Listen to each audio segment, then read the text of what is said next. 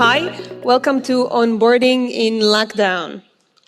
So my name is Hila Fox. I'm a squad lead and a backend developer at Augury. Okay, I'm experienced with high-scale distributed systems, and I love coding, software architecture, and everything related to it. And I want to know, first of all, I have questions before I want to do anything. Who here is currently working in a hybrid or remote setup? Raise your hands.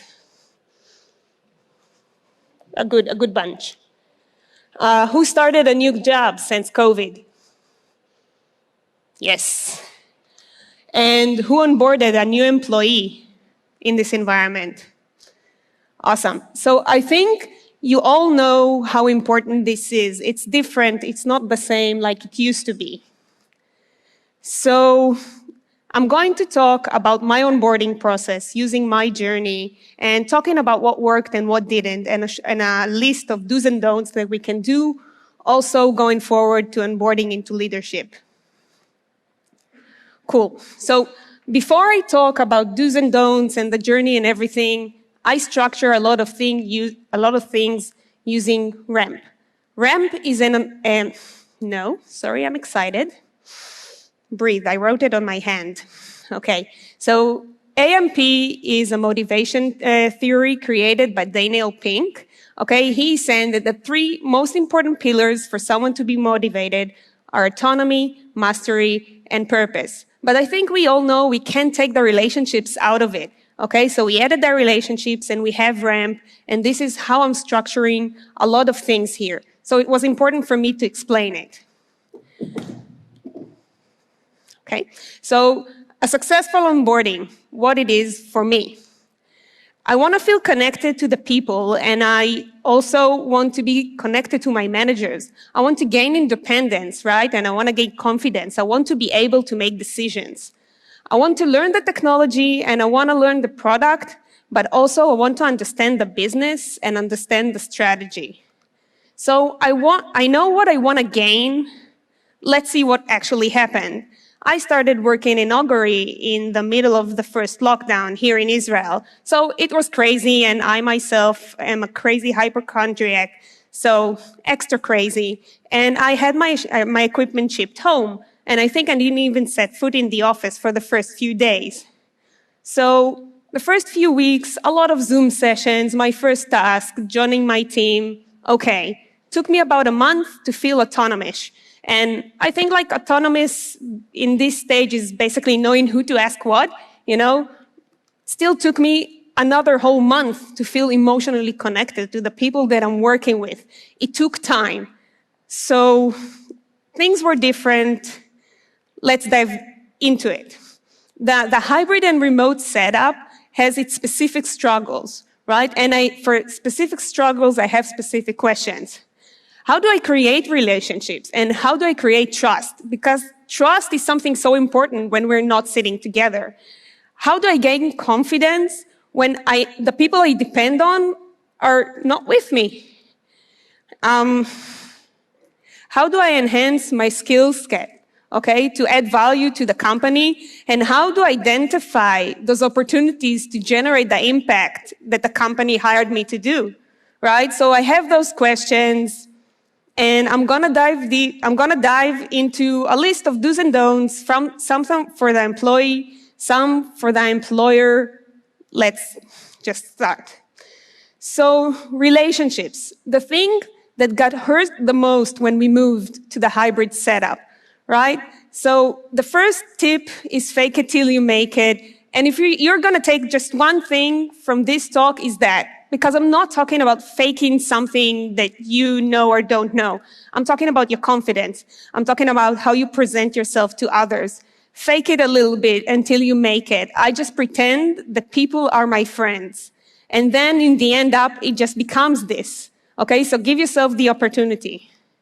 Another thing is that when you have questions, Zoom, we tend to use a lot of asynchronous communication in the hybrid setup, but actually when you're a new employee, you want to Zoom more. That's a shame, but never mind. So what it says is not participate in virtual events.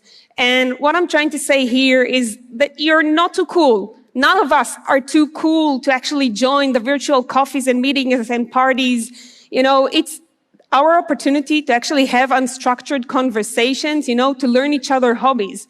So give yourself the chance to actually, meet, really understand the people that are working with you. For autonomy, the second thing that got hurt most, I first of all say DIY. Okay, it has two main benefits. When you do things yourself, it sets into your brain. The second thing is that actually, if you didn't understand something, now you know you didn't understand it, and you can go and ask questions. The second thing is time efficiency. And this one is also super important. You need to understand how to utilize your time, but also optimize your time, but also understand how others utilizes theirs. People are not as available as they were if they're, in the office with you. So you need to understand that. You can use my 80-20 method. That actually means that if you're solving a problem, you can try 80% of your opportunities, like solutions for this on your own, and then go and ask questions, okay? That way you still have your 20%, and you don't have any idle time, which is, by the way, the silent death killer of onboardings. Woo! Mastery. Mastery seems obvious, right? Learn the technology, but there are things that are not. You need to be very proactive. Actually, when we work, at the office, we have a lot of information passed on to us from mouth to ear, and now it's different. It's not there. So be proactive, ask questions. Another is know when to raise new ideas. Creating a very good impression, and in a hybrid setup is harder. So don't be that person that on their first day sends a message on a public Slack channel like, I'm here, I know how to fix everything. Don't be that person. Think about it, write it on the side, phrase it as a question, understand it. Don't say, yes, I already know. Okay, you'll either sound conceited or you'll be missing out on more very important information. Even if someone from the company already explained it to you, maybe they have another perspective. Give them the option. Purpose. That's vague, mostly, right? It's weird. So what you actually want to do is understand the whys, understand why things are done the way that they are done. So ask why. This will help you identify the opportunities for making impact, proving that you're valuable. Cool. So talked about the employee, but we also need to talk about the employer. Okay, it takes two to tango. It's everybody's responsibility. So involve as many different people as possible in the onboarding process. This means onboarding sessions, different people for technical help, everything.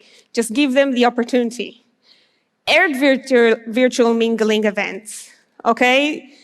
The virtual coffees, it sounds silly, but it works. When someone is new and onboarding, they need this. Another thing that works, especially with introverts, is the first assignment ASAP. Okay, I talked about virtual coffees. It can feel like blind dating if you're uncomfortable in new situations. So having a first assignment is a very good reason to talk to new people. Purpose. I told the employees, ask why. I'm telling the employer, add the right sessions for them to ask those questions. And also, take this first assignment, edit a product aspect. Keep them engaged in what they're doing. For autonomy, what you actually can do is create a visible onboarding process. This will also help reduce anxiety, but also the employee will know the next steps. They can just move on their own. Also, you can define boundaries and ownerships. We see a lot of companies structure like having, like HR tools with hierarchy management trees, which say nothing about what actually happens in the company. So structure that as well. For mastery, add as many internal tools and automations, documentation, everything. Add it. Help the employee focus on what's actually important, not firefighting Docker containers for the first 2 weeks of their jobs, right? You want them to be focused, to learn the new things. So do that. Cool. Talked about the employee. I talked about the employer. Now, back to my journey. So I said I onboarded in the middle of the first lockdown, and after a few months, my squad lead went on to open a new squad. And that's cool and good for him, yay. And I saw an opportunity. I can be a squad lead, but how do I prove that I'm the right person for this? Like, I'm sitting at home, my manager is sitting at home, so how do I do that? So I call this hybrid visibility. Okay, and these are a couple very simple things that you can do to improve your visibility at work in the virtual world, right? Offer to help others, prove what you already have learned. Ask to join meetings to learn, even to be a fly on the wall. Ask the right people the right questions. You can use the meetings that you ask to join, but you also can go to public channels at your work. We have product specs or design reviews channels. I read everything. I comment in private. I learn more. They know I'm engaged. So you can do this. This one is for the employers. What you need to do is set up a platform for employees to actually share their success stories virtually without being considered show-offs. You know, like if I have a win, I want to share it. I want people to see it. So build that culture. So I've been doing my hybrid visibility for some time. And after a few months, I felt confident. So I just went to my manager and asked him, can I be the squad lead? And he said, yes. And I'm, yay, woo. But now I'm totally scared. What am I supposed to do? And once again, I go to ramp. How do I build and maintain relationships as a squad? And how do I ensure that the whole squad is autonomous, not only myself on my own? How can I build an efficient day-to-day when we're working in the hybrid setup? And how can we as a team be impactful? So it hit me. It's another onboarding process. So I actually can probably use the techniques that I had from the first time. So on my first day, I panicked, but I didn't show it. So I actually faked it till I made it. For purpose, I started reading on my own. It says read books and posts, whatever. And so I started on my own, but then I went proactive and I went to other leaders, even the CTO at our company, and asked him, what is leadership? How can I lead better? What can I do to enhance it in the company? And it also strengthens relationships with other people. Then I went on to have conversations with my team, right? I asked them what they need, okay? How can we be better? What processes are missing? What we need together? What do you need as an individual? And that worked on our autonomy. Finishing up with mastery, okay? So we're getting into it, and we had our weekly routines, and we just figured that we are having too much meetings. And I'm sure you all know that Zoom fatigue is a real thing, the context switching. It's very hard. So I can actually talk about this topic, I think, for like 30 minutes of its own, but just a few things is like, remove the dailies, sync on Slack, or even have once a week long meeting, even face-to-face if you're hybrid and not totally remote. This can really decrease the amount of just ad hoc meetings that you have in the middle of the week, really freeing up everybody to just do their job. Awesome. So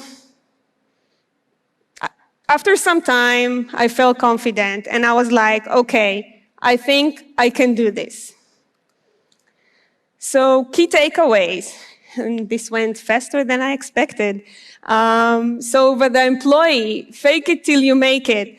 I actually do it at Augury. Once a month, I do a session for all the new employees, how to onboarding to Augury.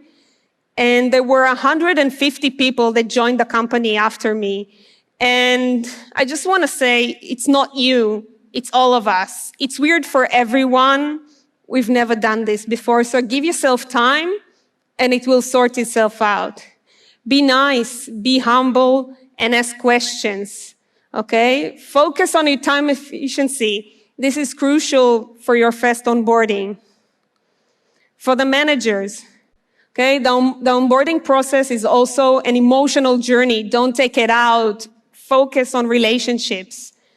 Get all the technical difficulties out of the way. For example, we have a very cool tool that in a click of a button, we just have a working local environment. You know, we can focus on what's actually important and create opportunities for employees to shine bright. Because we need to remember, new employees are new today. In a couple of months, they'll be, eligible for even promotions or more responsibilities. So give them the right platform for them to be visible in the company. So that's that. And thank you so much for listening. And that's it. If anyone has any questions or anything they would like to say, or that, you can come and talk to me after the talk. And if Dopamis, my squad, is watching this talk, so you're the best. And that's it. Thank you.